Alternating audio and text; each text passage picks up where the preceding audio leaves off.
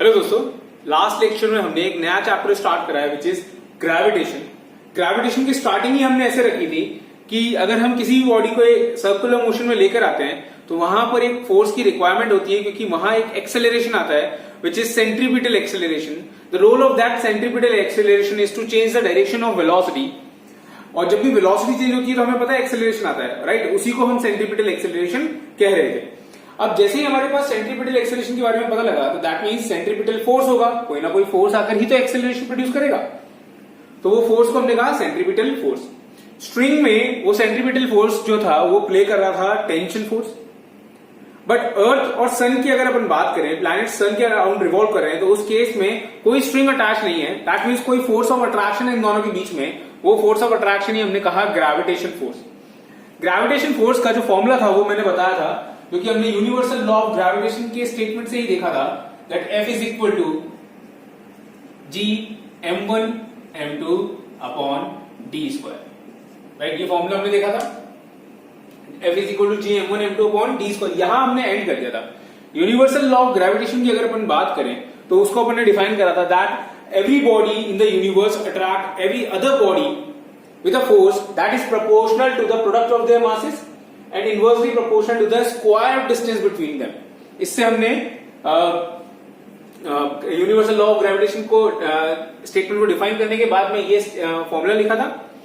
Then इसमें जो proportionality sign था उसको हटाने पर हमारे पास में प्रोपोर्शनलिटी कांस्टेंट आता है, जिसको हम बोलते हैं जी। यहां हमने एंड कर दिया था, राइट? आज अपन इस जी के बारे में थोड़ा पढ़ेंगे एंड देन आगे प्रोसीड करेंगे। दोस्तों, इस जी की बात करें तो G is called universal gravitation constant. Universal gravitation constant नाम से अभी पता हमें लग रहा है कि यूनिवर्सल ग्रेविटेशन कांस्टेंट बोल रहे हैं, यानी किसी भी यूनिवर्स में चले जाओ, मतलब यूनिवर्स में कहीं में भी देख लो, जी की वैल्यू जो है वो चेंज नहीं होगी, वो सेम रहेगी। वैल्यू होती कितनी है वो अपन आगे देखेंगे, बट काफी कम रहेगी, राइट? आज ही अपन इस लेक्चर में ये भी देखेंगे कि अगर ये बॉडी मुझे अट्रैक्ट कर रही है और मैं इस बॉडी को अट्रैक्ट कर रहा हूं तो मेरा इंक्लाइनेशन इसकी तरफ क्यों नहीं हो रहा, मैं इसकी तरफ टिल्ट क्यों नहीं हो रहा, ये भी अपन आज देखने वाले हैं। यानी फोर्स ऑफ अट्रैक्शन की वजह से मैं इसकी तरफ टिल्ट क्यों नहीं होता। तो दोस्तों, ये हमने देखा जी। एक बार अपन जी को डिफाइन कर लेते हैं कि अपन बोलेंगे क्या जी एक्चुअली में है क्या, उसको डिफाइन कर लेते हैं। तो उसके लिए अपन यहाँ पे कंडीशन इंपोज कर रहे हैं that if we take two masses m1 and m2, दो मासेस हमने कंसीडर करे जिनका मास इक्वल है, और किसके इक्वल है? 1 kg के। Mass of these two masses are equal to 1 kg and the separation between them d is also 1 meter, then we can say that F which is g m1 m2 upon d square, m1 भी 1, m2 जो है वो भी 1 हो जाएगा 1 kg के equal, and जो separation है वो भी 1 हो जाएगा। So we can say that F is equal to G. F is equal to G, यानी अगर हम दो बॉडीज को कंसिडर करते हैं दोस्तों, दो बॉडीज जिनका मास 1 kg है, दोनों 1 मीटर की गैप पर हैं, तो इन दो बॉडीज में जो फोर्स लगेगा अट्रैक्शन फोर्स, वही फोर्स किसके इक्वल होगा? जी के इक्वल। वो फोर्स किसके इक्वल हो जाएगा? Equal to G. Capital G मतलब यूनिवर्सल ग्रेविटेशन कांस्टेंट के इक्वल हो जाएगा। और इसको देखते हुए हम capital G universal gravitation constant को डिफाइन कर सकते हैं that universal gravitation constant is a force acting on two bodies of mass 1 kg and separated by distance of 1 metre, है ना? तो यहां अपन डिफाइन कर रहे हैं उसको, देखिएगा। इसी ये जो पोर्शन अपन ने लिखा है इसी की हेल्प से अपन डिफाइन कर रहे हैं universal gravitation constant. Universal gravitation constant is a force, universal gravitation constant is a force acting between two bodies of mass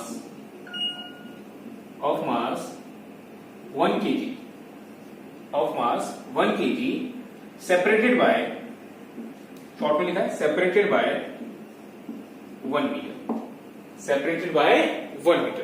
तो यहां से अपन डिफाइन कर पा रहे हैं what is universal gravitation constant. और दोस्तों यहां से अपन को आइडिया लग रहा है कि ये भी फोर्स ही है उन दो बॉडीज के बीच में जिन दो बॉडीज का मास 1 kg है, जिन दो बॉडीज का सेपरेशन जो है वो 1 मीटर है। तो अपन यहां से जी को डिफाइन कर पा रहे हैं, राइट। ये जी को देखा। अब जी की यूनिट भी तो देखते हैं, क्या यूनिट है। जैसे मास की केजी आती है, फोर्स की न्यूटन आती है, डिस्टेंस की 1 मीटर आती है। सिमिलर मैनर में इस यूनिवर्सल ग्रेविटेशन कांस्टेंट की कोई यूनिट है तो क्या है, तो वो अपन को देखनी है यहाँ पे। दोस्तों फॉर्मूला देखना, हमारे पास में है F is equal to G m1 m2 upon D square. तो दोस्तों यहां पर अगर अपन यूनिट देखें फोर्स की, तो ऐसा unit of force is Newton. Mass की तो ये हो जाएगा हमारे पास केजी एंड दूसरा भी केजी। डिस्टेंस स्क्वायर तो मीटर स्क्वायर। तो एक बार इसको सेपरेट करो कि जी को आप लेकर जाओ इस फॉर्म में। जी आ रहा मेरे पास में F D square upon m1 m2, right. तो एफ की यूनिट रखो, एफ की यूनिट इज न्यूटन, डी की यूनिट इज मीटर और फिर स्क्वायर भी है, और नीचे केजी 2 हैं तो केजी स्क्वायर। तो ऐसा unit of universal gravitation constant की ऐसा यूनिट क्या है, ऐसा unit is newton metre square पर केजी स्क्वायर। याद रखना है, फ्रंट पेज में जो रजिस्टर है उसके फ्रंट पेज में लिख के रख लो यहाँ पे कि दैट ऐसा यूनिट ऑफ जी, ऐसा unit of G capital G है, ये हो जाएगा न्यूटन मीटर स्क्वायर पर केजी स्क्वायर। तो ये हमको ध्यान रखना है इसकी यूनिट के बारे में। कई बार अपन से पूछ लेते हैं किसकी यूनिट है ये, तो ये पूरा अपने देखा। नाउ हमने जी देख लिया, होता क्या, it is a force acting between two bodies of masses 1 kg and separated by distance 1 metre. ये हमने देखा। इसकी यूनिट क्या होती है वो भी हमने चेक कर लिया कि it is newton metre square पर केजी स्क्वायर, ये अपन देख चुके हैं। अरे वैल्यू क्या होती है दोस्तों, इसकी वैल्यू जो है वो हमने मतलब एक साइंटिस्ट था हेनरी कैवेंडिश, उसने एक्सपेरिमेंट्स के थ्रू, सीरीज ऑफ एक्सपेरिमेंट्स के थ्रू फाइंड आउट की थी इसकी वैल्यू। इसकी वैल्यू कैसे फाइंड आउट करी थी, उसके पास एक सीरीज ऑफ डेटा था, उसको एनालाइज करा, उसका एक्सपेरिमेंट्स वैल्यू सब्स्टिट्यूट की and then hit and trial method के बाद में हमें इसकी वैल्यू पता लगा जी की। तो जी की वैल्यू अगर अपन बात करते हैं तो value of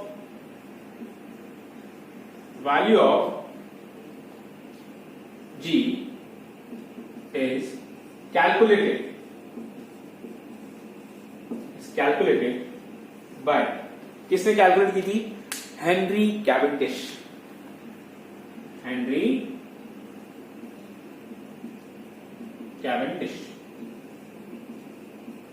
scientist Henry Cavendish. तो value of G is calculated by Henry Cavendish, और उसकी वैल्यू कितनी आई दोस्तों, उसकी जो वैल्यू आई which is 6.67 into 10 to the power minus 11, और यूनिट भी अपन यही चिपका देते हैं वापिस से, न्यूटन मीटर स्क्वायर पर केजी स्क्वायर। तो दिस इज दी ऐसा यूनिट ऑफ या अपन बोले ये अपनी वैल्यू रहती है किसकी, यूनिवर्सल ग्रेविटेशन कांस्टेंट की, which is 6.67 into 10 to the power minus 11। 10 to the power minus 11 का मतलब होता है डिनोमिनेटर में 10 to the power 11, यानी नीचे 1 0 0 0 0 0 0 इतने अपन को जीरोस रखने, कितने 11 जीरोस रखने यहाँ पे, यानी ये बहुत छोटी वैल्यू है। ये जो वैल्यू है क्योंकि यहाँ पे माइनस आ रहा है, इसका मतलब बहुत छोटी वैल्यू है, बहुत स्मॉल वैल्यू है। और जब जी बहुत छोटा है तो फोर्स भी बहुत छोटा आएगा, यानी फोर्स ऑफ अट्रैक्शन जो होगा, यानी ग्रेविटेशन फोर्स जो होगा, it is a very small. So we said that gravitational force is a weak force. अगर स्ट्रांग होता तो मैं हमेशा इस बोर्ड से स्टिक करा हुआ रहता, चिपका हुआ रहता, राइट। बट ऐसा थोड़ी हो रहा है मैं इससे हमेशा अटैच हूं, नहीं, ये मुझे अट्रैक्ट कर रहा है बट इतने छोटे फोर्स से कि मुझे सेंस भी नहीं हो पा रहा है ना, मैं इसको सेंस भी नहीं कर पा रहा, राइट। तो बहुत छोटा फोर्स है ना। तो ये हमने देखा कि that value of G is very very small, so that the gravitation force is a weak force. इस पॉइंट को अपन यहां नोट कर रहे हैं, दैट इसको आप कॉपी कर लीजिएगा पॉज करके। एंड ग्रेविटेशन फोर्स की बात कर रहे हैं अपन, that gravitation force is a weak force, है ना, वीक फोर्स है। तो इसको मैं नोट कर रहा हूं यहां पे, एज द वैल्यू ऑफ जी है ना, ये थोड़ा ढंग से बना दूंगी तो है ना, G is very small, as the value of g is very small, therefore gravitation force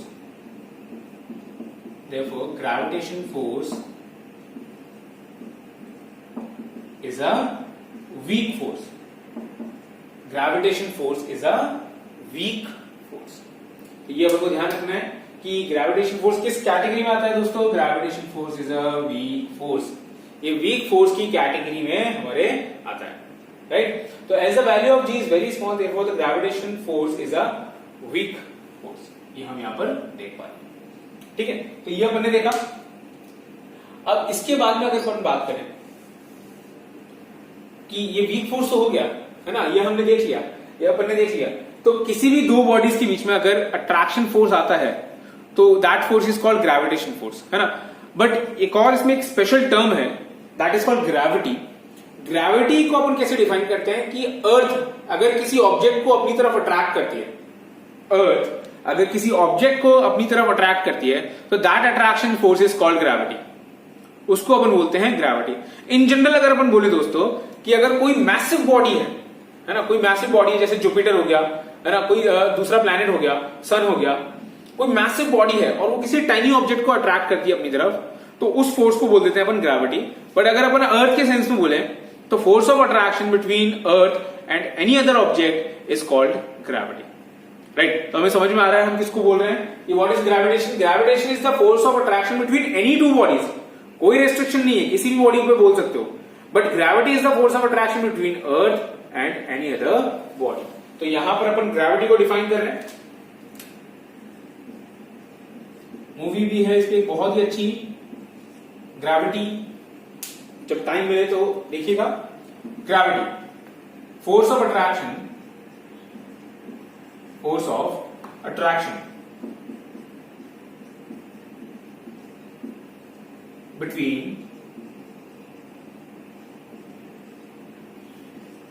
between earth and any other body is called gravity,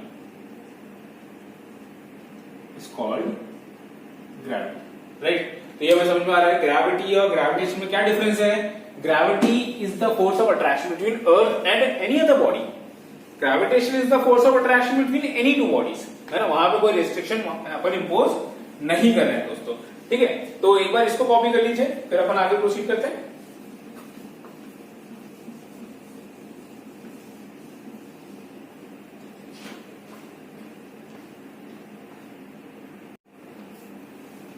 चलिए दोस्तों, तो आगे बढ़ते हैं और बात करते हैं अपन यहां पर एक कुछ पॉइंट्स हैं जो मुझे लिखवाने हैं, नोट की कैटेगरी में अपन इसको लिख रहे हैं, है ना। कुछ पॉइंट्स हैं about the force of gravitation, that force of gravitation, ये gravitation force, first point, gravitation force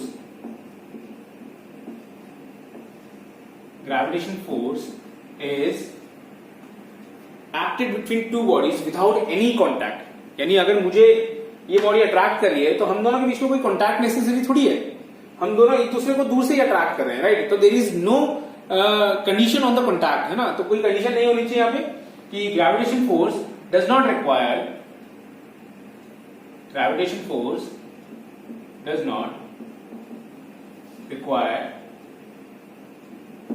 any contact between, ये शॉर्ट में लिखा है, बिटवीन द टू बॉडीज, कोई कॉन्टैक्ट नेसेसरी नहीं है वहां पे, बिना कॉन्टैक्ट के भी हवा में भी अट्रैक्ट करते हैं, राइट। तो मैं अगर यहां पर हूं तो मैं मून को ट्रैक कर रहा हूं, ऑल्दो वो फोर्स इतना कम है क्योंकि डिस्टेंस बहुत ज्यादा है, मेरा मास बहुत कम है मून की कंपैरिजन में, तो वो जो फोर्स आएगा वो बहुत कम है, पर अट्रैक्ट कर रहे हैं, है ना। तो कोई कॉन्टैक्ट नेसेसरी नहीं है। सेकेंड पॉइंट यह रहता है कि जो फोर्स ऑफ अट्रैक्शन है, ये ग्रेविटेशन फोर्स है, it form an action reaction pair. Gravitation force gravitation force form action reaction pair. सुना है ये न्यूटन्स थर्ड लॉ में, action reaction pair, force can not exist in isolated state. तो gravitation force form action reaction pair on two different bodies, on two different bodies. Second point ये, and the third one is, third ऊपर लिखेंगे अपन, third की बात करते हैं अपन। तो दोस्तों जो फोर्स एक्ट करता है ना, it always act along the line joining the to body. यानी अगर सपोज मेरे पास में एक बॉडी यहां पर है, दूसरी बॉडी यहां है, तो इनके सेंटर टू सेंटर को जो ज्वाइन करने वाली लाइन होगी, ये ग्रेविटेशन फोर्स भी इसी लाइन के अलोंग लगने वाला है। तो सेंटर टू सेंटर को जो ज्वाइन कर रही लाइन, ब्लू से मैंने इसको मार्क करा है, और यहां पर जो फोर्स लगेगा ये हो जाएगा दिस, ये हो जाएगा दिस, राइट। तो ये अगर सपोज बॉडी 1 है, ये बॉडी 2 है, तो बॉडी 1 2 को अट्रैक्ट कर रही है और जो फोर्स लग रहा है वो इसी लाइन जॉइनिंग के अलोंग लग रहा है। बॉडी 2 1 को अट्रैक्ट कर रही है और फोर्स इसी के अलोंग लग रहा है। तो this is force on 1 due to 2, this is force on 2 due to 1। तो इसको यहां पर लिख भी लेना कि what is F12 and what is F21। Force 1 2 is, या इसको रहने दो, बस इतना ही ध्यान रख लो, है ना। आप साइड में लिखना चाहो तो लिख लो। Force 1 on 2 is force on 1 due to 2, ये हो जाएगा force on 2 due to 1, and these forces act along the line joining the two bodies. Gravitation force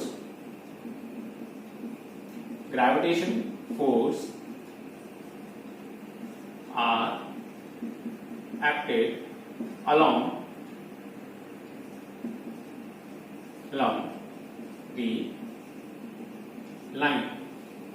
the line joining the line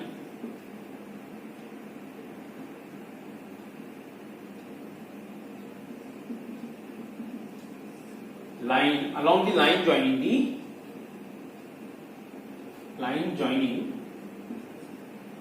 line joining the center of the bodies,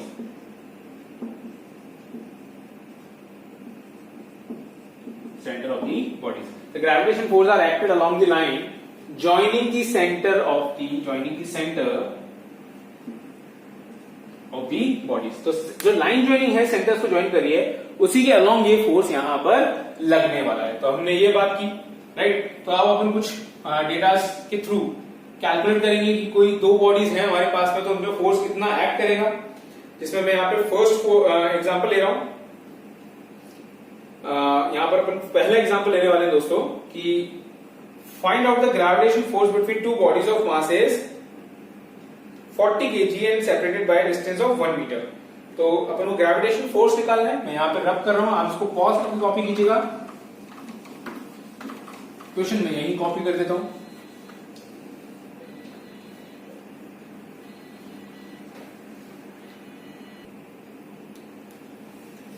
तो हम question देख रहे थे यहाँ पे, फर्स्ट क्वेश्चन अपन देख रहे हैं कि find the force of attraction between two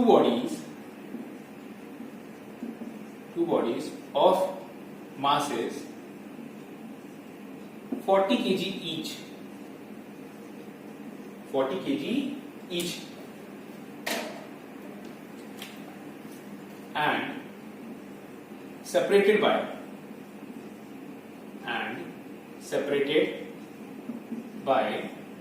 1 meter, right. ये 40 है। तो हमें फोर्स ऑफ अट्रैक्शन निकालना है यहाँ पे। तो दोस्तों फॉर्मूला हमें पता है, that F is equal to Gm1 M2 upon D square, right. G की वैल्यू हमें पता है 6.67, है ना। तो अपन यहां सब्स्टिट्यूट कर देते हैं। जैसे 6.67 को हम 20/3 भी लिख सकते हैं, इंटू 10 to the power -11। ये ध्यान रखना 20/3 लिख सकते हैं। तो ये हो जाएगा M1 हमें गिवन है 40 into 40 divided by 1 square. Divide by 1 square. तो ये हमारा, इसको आगे फर्दर सॉल्व करते हैं अपन। तो दोस्तों ये हो जाएगा हमारे पास में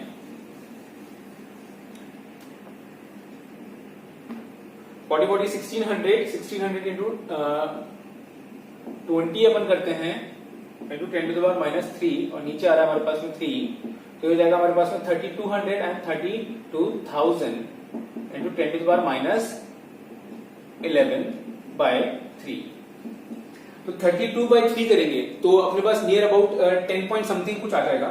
तो 10 पॉइंट रफली बोल रहा हूं मैं, it will be 10 point something into 10 to the power minus, ये हो जाएगा अपने पास 8, राइट। तो रफली आ रहा है हमारे पास में 1.0 into 10 to the power -7 newton. और देख रहे हो 1.0 इंटू 10 टू द पावर -7, यानी डिनोमिनेटर में आएंगे 1,000,000,000 जीरो आएंगे। तो फोर्स बहुत छोटा है। और हमने मासेस क्या कंसीडर करे थे, 40 केजी, यानी 2 पर्सन कंसीडर करो, एक पर्सन यहां पर है 40 केजी का, दूसरा पर्सन 1 मीटर के डिस्टेंस पर है 40 केजी का। तो इन दोनों पर्सन के बीच में जो फोर्स ऑफ अट्रैक्शन है वो इतना छोटा है कि अगर अपन एक छोटा सा इंसेक्ट लाकर यहां पर रख देते हैं और जैसे वो फील ही नहीं होता, हमें वो फील ही नहीं होता, वैसे ही ये फोर्स जो है ये फील नहीं होता, क्योंकि मैग्नीट्यूड जो है इसका ये बहुत कम है, राइट। तो आज के लेक्चर में हमने जी की वैल्यू देखी, जी की इंपॉर्टेंस देखी, साथ में अपन यूनिवर्सल लॉ ऑफ ग्रेविटेशन की भी इंपॉर्टेंस देखेंगे कि क्या इंपॉर्टेंस होती है, एंड देन फिर आगे अपन प्रोसीड करेंगे। ये एग्जांपल आपको दोबारा सॉल्व करना है। सेक्शन रिव्यूज जो है इस पे बेस्ड, उसकी एग्जांपल्स भी आप आराम से सॉल्व कर सकते हो। कुछ और अपन देखने वाले हैं आगे चल के। तो आज के लेक्चर में अपन ने इतना ही रखा है, आगे कंटिन्यू करेंगे नेक्स्ट लेक्चर में। Thank you.